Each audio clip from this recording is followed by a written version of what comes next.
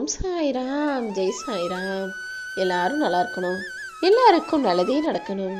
அன்பு குழந்தையே, உன் பிரார்த்தனைகள் எல்லாத்தையுமே நிறைவேற்றி நீ நினைச்ச காரியத்தையும் உனக்கு வெற்றிகரமாக முடிச்சு கொடுப்பதற்காக தான் இந்த சாயப்பா உன்னை தேடி வந்தேன்.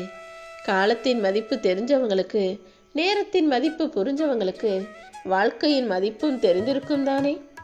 உன் வாழ்க்கையில நீ கஷ்டப்பட்டு வேலை செய்கிற ஒவ்வொரு நாளும் நிம்மதியாக நல்லா தூங்க முடியும். அதே போலதான் நேரத்தையும் காலத்தையும் சரியாக பயன்படுத்திக்கிட்டு வாழ்க்கையில் ஜெயிக்கிறதுக்காக நீ முயற்சி செய்யும்போது ஒவ்வொரு நாளும் உனக்கு நிச்சயமாக வெற்றிகரமானதாகத்தான் மாறிக்கிட்டே இருக்கும். இப்போதைக்கு நடக்காத எதுவும் கூடிய சீக்கிரம் நடக்குமான்னு யோசிக்காத, கவலைப்படாத. உனக்கான எல்லாத்தையும் நல்லதாக நடத்தி தரதானே இந்த சாயப்பா காத்துக்கிட்டு இருக்கேன்.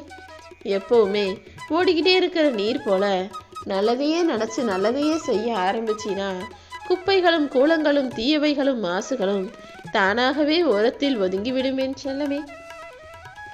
எல்லா விஷயங்களும் நல்லதா நடக்கணும்னு எதிர்பார்க்குற, ஆனால் எதிர்பார்த்ததற்கு மாறாக எல்லாமே தப்பாகவும் தவறாகவும் துன்பமாகவும் கஷ்டமாகவும் நிகழுதேன்னு தானே கவலைப்படுற.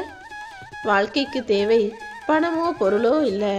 உன்னை புரிஞ்சுக்கிட்டு எந்த சூழ்நிலையிலும் விட்டு கொடுக்காத மற்றும் விட்டு விலகாத உண்மையான அன்புதானே. உன்னை புரிஞ்சுக்கிட்ட நல்ல மனிதர்களை உன்னை நோக்கி அனுப்பி வைக்கிறேன். நீ எவ்வளவு உயர்ந்தவன்கிறது உன் பிறப்பிலோ அல்லது உன்னுடைய படிப்பிலோ அல்லது உன் பணத்திலோ உன்னுடைய அறிவிலோ உன் புகழ்ச்சியிலோ கிடையாது. நீ மற்றவங்களை எப்படி மதிக்கிற, மற்றவங்க கிட்ட எப்படி மரியாதையாக பேசுகிறங்கிறத பொறுத்து தான் உன் வாழ்க்கையில் நான் உயர்வை கொடுப்பேன். என்ன நடந்தாலும் எல்லாத்தையுமே கடந்து போகிறது தானே வாழ்க்கை. வாழ்க்கை சில நேரங்களில் உனக்கு கவலைகளை கொடுக்கும், சில நேரங்களில் கஷ்டங்களை கொடுக்கும், சில நேரங்களில் உனக்கு அவமானங்களையும் தோல்விகளையும் தேவையில்லாத பழி பாவங்களையும் கூட கொடுக்கும். சில பேர் உன்னை ஏமாத்துவாங்க, சில பேர் உன்னை கேலி பண்ணி கிண்டல் பண்ணி பேசுவாங்க, சில பேர் உனக்கு துரோகம் செய்வாங்க. ஆனால் இது எல்லாத்தையுமே கடந்து போய் தான் வாழ்க்கையை வாழணும். இது எதையுமே பார்க்காம யாராலுமே ஒரு முழு வாழ்க்கையை வாழ முடியாதுங்கிறது தான் உண்மை என் செல்லமே. உன் வாழ்க்கையில் உனக்கு கிடைச்ச விஷயங்கள் எதனுடைய அருமையுமே தெரியாம உனக்கு ஒன்றுமே கிடைக்கல, உன் வாழ்க்கையில் ஒரு சந்தோஷமும் இல்லைன்னு நீ தப்பாக நினச்சிக்கிட்டு இருக்க.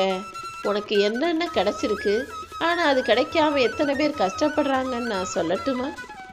உனக்கு தாய் தந்தை பெத்தவங்க கூட பிறந்தவங்கெல்லாம் இருக்காங்க. ஆனால் ஒரு அனாதையிடம் போய் கேளு, தாய் இல்லாமல் அவங்க எவ்வளோ கஷ்டப்படுறாங்கன்னு தெரியும். தகப்பன் எல்லாமே இருந்து உனக்கு வழிகாட்ட ஆளும் இருக்காந்தாங்க. ஆனால் திக்கு தெரியாமல் என்ன செய்ய போகிறோம், யார் நமக்கு உதவி செய்வாங்க, யார் நமக்கு வழிகாட்டலாக இருப்பாங்க, யார் நமக்கு நல்லது சொல்லுவாங்கன்னு தந்தை இல்லாமல் தவிக்கிற பிள்ளைகளை போய் நீ பாரு. உனக்கு வேலைக்கு சாப்பாடு எப்படியோ கிடச்சிருது, கஷ்டப்பட்டாலும் சரியாக சாப்பிட்ற. ஆனால் உணவே இல்லாமல் பசிச்சு தவிப்பவர்களிடம் போய் கேட்டினா உன் வாழ்க்கை எவ்வளவோ சந்தோஷம்னு உனக்கு தோணும். படிக்காதவங்க கிட்ட போய், அவங்க படிக்காதனால கஷ்டப்படுறவங்க கிட்ட போய் நீ அறிவை பற்றி கேட்டாதான் உனக்கு தெரியும். ஆனால் உன்னை நான் படிக்க வச்சிருக்கேன், உனக்கு அறிவை கொடுத்துருக்கேன், புத்தியை கொடுத்துருக்கேன். அதை நீ பெருசாக ஏன் நினைக்கவில்லை என் செல்லவே. காசு பணம் இல்லாமல் கஷ்டப்படுறவங்கிட்ட போய் கேட்டாதான் உன் வாழ்க்கை எவ்வளவோ மேல்னு உனக்கு தெரியும். துணையை இழந்தவரிடம் போய் கேட்டாதான் தனிமை எவ்வளவு பெரிய கொடுமைன்னு உனக்கு தெரியும். எதுவுமே கிடைக்காம இருக்கவங்களும் இந்த பூமியில் நிறைய பேர் இருக்காங்க. எல்லாமே கிடைச்சி இழந்து போய் நிற்கிறவங்களும் இந்த பூமியில் நிறைய பேர் இருக்காங்க. அவங்களோட ஒப்பிடும்போது உன் வாழ்க்கை எவ்வளவோ பரவாயில்லங்கிறத புரிஞ்சுக்கோ. எந்த சூழ்நிலையிலும் உன் கூட பிறந்த உடன்பிறப்புகளுக்கு துரோகம் செஞ்சிடாத. சொத்து சுகம் காசு பணம் தான் பெருசுன்னு நினச்சி உடன்பிறப்புகளுக்கு செய்யும் துரோகத்தை உன் கூட பிறந்தவங்களே மன்னிச்சாலும் இந்த சாயப்பா நான் மன்னிக்க மாட்டேனேன்னு செல்லமே. அது ஒன்றை மட்டுமல்ல, உன் குடும்பத்தையும் 7 தலைமுறையுமே கூட கஷ்டப்படுத்தக்கூடிய பாவமாக வந்து சேர்ந்துடும். எப்போவுமே உன்னை பெத்தவங்களையும் உன் கூட பிறந்தவங்களையும் நீ தப்பாக நினைக்கிறதோ அல்லது அவர்களுக்கு தவறு செய்வதோ கூடாது. 1000 பேர் உனக்கு நண்பர்களாக இருப்பது பெருமை கிடையாது. 1000 பேர் எதிர்த்தாலும் உனக்காக ஒருத்தன் ஆதரவா நான் இருக்கிறேன்னு குரல் கொடுக்குறான் பாரு, அதுதான் உண்மையான நண்பன். அப்படிப்பட்ட நண்பர்கள் உன் வாழ்க்கையில இருக்கும்படி இந்த சாயப்பா உனக்கு துணையாக அருள் செய்வேன். என்ன நடந்தாலும் எதுக்காகவுமே வருத்தப்படாத. மனிதன் யாருக்குமே இந்த நேரத்தில் பிறப்பான்னு பிறக்கிற நேரம் தெரிவது கிடையாது. அதே போல சொல்லாமல் வருவதுதான் இறப்பும்.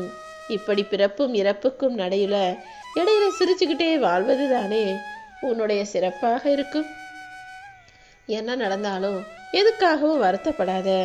உன் வாழ்க்கையில எது நடக்கணும் நான் எழுதி வச்சிருக்கணும், அதன்படி தான் நடத்திக்கிட்டு இருக்கேன்.